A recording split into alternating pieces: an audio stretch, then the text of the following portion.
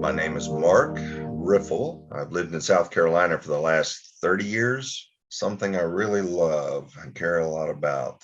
Adaptive surfing. That's my healthiest addiction these days. My life before my injury was fairly standard. I was in high school, just finished high school, and had started college.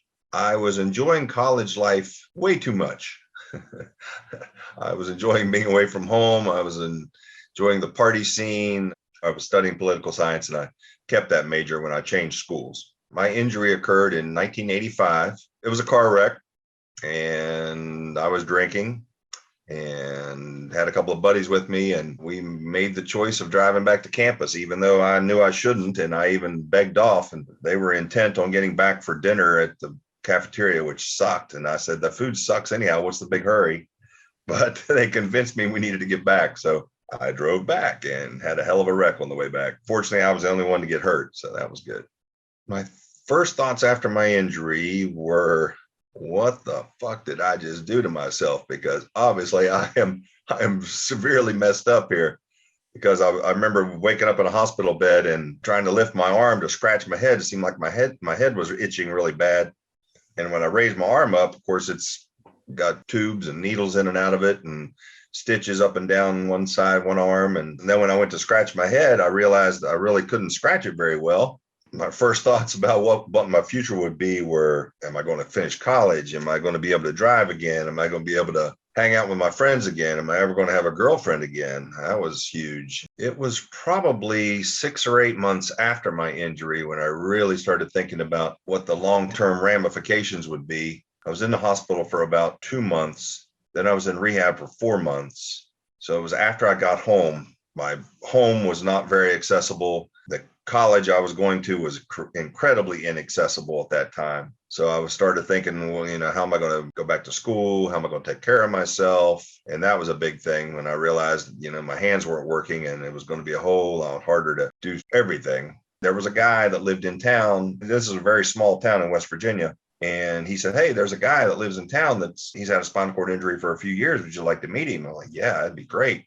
So the guy drove over. And when I saw him get in and out of his vehicle, that really did it for me, right? I was like, well, hell, if this guy can get in and out of his car and drive, I know I can. That was huge for me. My level of injury is when it started out, they told me it was C6-7. I think I'm pretty much C7 all the time now. My arms work fine for the most part. My fingers don't work at all. And I've recently blown both of my wrists. I could feel on my trunk down to like about an inch above my nipple line, but I've got no feeling really below that area. The main barriers I encountered after my injury were just physical barriers with being at home. My parents have been divorced most of my life, and so I grew up in my mom's home, and then I go to my dad's on the weekends, but where I was living with my mom and stepdad and younger siblings, fortunately, my bedroom was already downstairs. So there was ground access through the garage to get to my bedroom, which really worked out well. The main barrier was just all of a sudden, you move away, you're independent, you're living at college, you're living life, and then bam, oh no, let's go backwards to now you're dependent on your mom to help you with your personal care. And wait a minute, I got over that when I was 3. Now here I am at 18 doing it again. Screw that.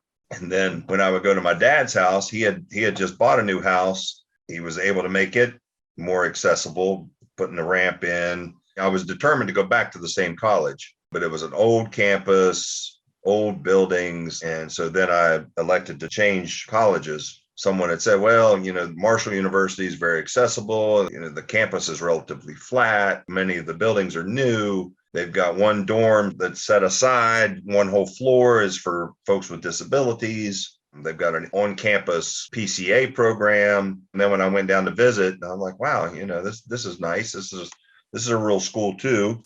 And then all those extras made life a lot easier once I got there. Some of the main things that helped me after my injury were family and friends, really. And like I've often said, that my family and friends were there to love me when I needed it and kick me in the ass when I needed it too. My family was blessed that they had some resources to help me do some things, and I immediately started driving again. That was huge. That independence to be able to leave the house, I had a good experience with vocational rehabilitation, and that state agency was able to help me with getting my hand controls and learning to drive again. That was huge. Then when I got to campus, made a lot of friends, started developing a new social life, but having the built-in PCA, basically they paid students to be a PCA. Turned out that a couple of the guys that wound up working for me became really good buddies of mine and are still very good friends of mine 30 some years later. I went to Miami and took part in some medical treatments down there. I went to New Orleans and took part in some medical treatments down there. They had RGO walking braces in New Orleans. I went to Miami and lived for 6 months,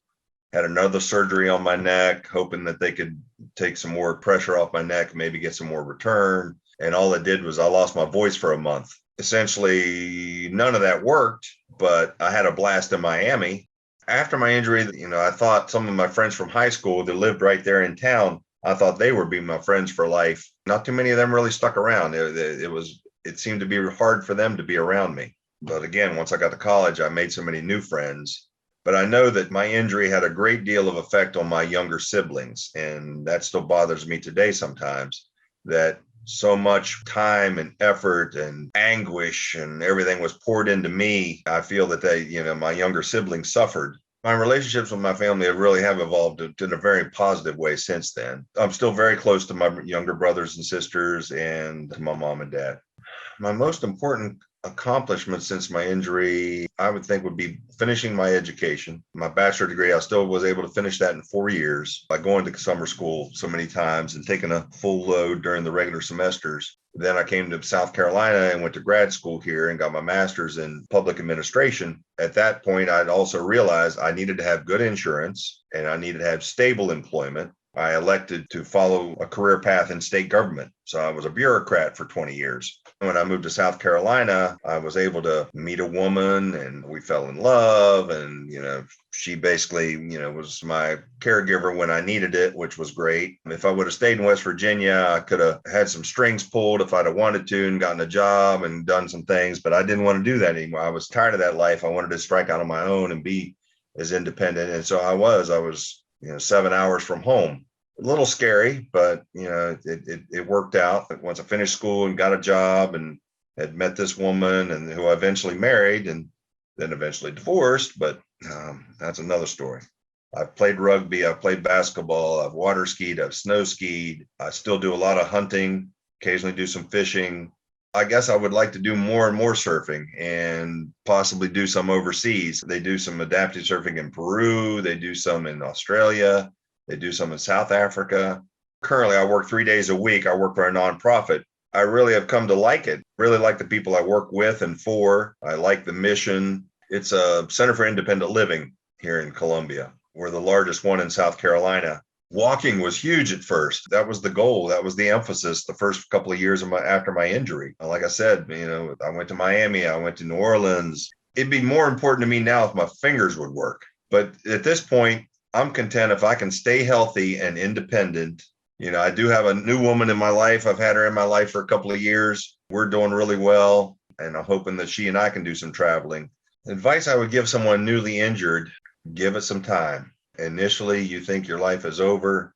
You're never going to be able to do these things and those things again. Once your body calms down and you get used to a new routine, you'll find some ways. You can still do many of the things you used to do. You might need a little more help. You might need a different device. You might need some accommodations. And the experience is going to be different, but that doesn't mean it can't be just as much fun. Surround yourself with positive people. Negative people are just going to drag you down. It's easy to fall into a rut and let negative people feel sorry for you. And then that starts letting you feel sorry for yourself. Don't wallow in that very long. That's not a good place. That's not a healthy place. Got to keep your head healthy, your brain healthy, and your body healthy. Stay active, take care of yourself, have fun. You can still have a great, fulfilling life. Just takes a little more effort, takes a little more understanding, takes a little more persistence.